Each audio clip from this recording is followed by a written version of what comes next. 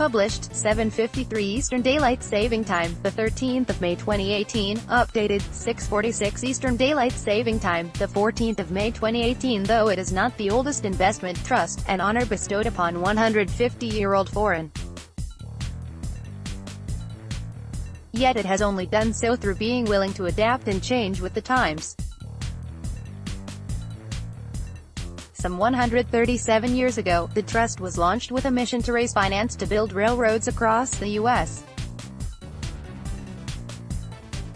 Known then as the Alabama, New Orleans, Texas and Pacific Junction Railways Company, it became the Sterling Trust at the end of the First World War with a remit to invest outside of the States. It was in 1982 that the trust's investment objectives were focused on North American equities. Long history. JPMorgan American has been making money for shareholders since 1881. The fund's evolution is not lost on investment manager Garrett Fish, who presides over the trust's portfolio from offices in Midtown Manhattan. He believes the £1 billion fund will only survive if it remains relevant to investors. Certainly, under Fish's watch, and that of an assertive boardroom led by Kevin Carter, the trust has continued to evolve. When he took over the investment helm in early 2002, Fish inherited a portfolio 25% exposed to a mix of unquoted, micro and small companies. Slowly but surely that holding has been whittled down to just 5%, with the trust's main emphasis directed towards investing in companies which comprise the Standard & Poor's 500 index, the United States' 500 largest listed companies. The trust's management fees have also been tickled down, which means more money ends up in the pockets of investors.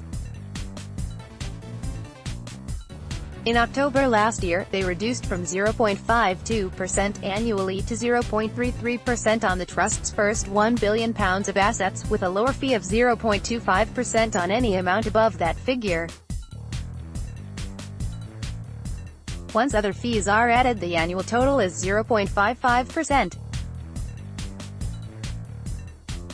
Fish is also constantly fine-tuning the portfolio's constituents, ensuring it remains underweight in sectors he believes are overvalued and overrepresented in those where he feels valuations have further to go. The result is a 61-strong large-cap portfolio, accounting for 95% of all assets, which is overweight in energy stocks, consumer staples companies and financials.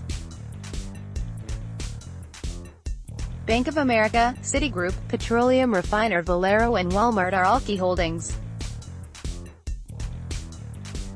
The trust's smaller company exposure, comprising 116 positions, is managed by Fish's colleague Aiton Shapiro, 15 offices down the corridor. Currently, this is being chipped away at because it looks less attractive, more risky, as an asset class, compared to the trust's holdings in big blue-chip stocks.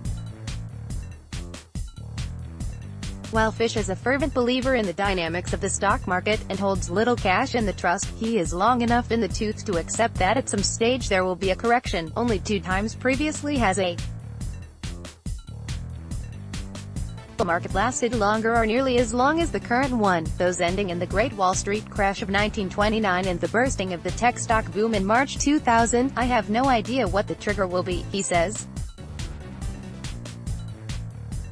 It could be an unexpected hike in inflation, a rise in interest rates, a spike in wages growth, or international trade wars.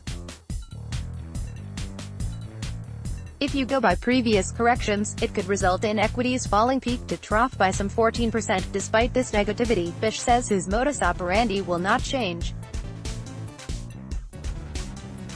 True to the spirit of the trust's long history, he will continue to look for the most attractive investment opportunities. He predicts the United States will remain a fertile ground for growth companies.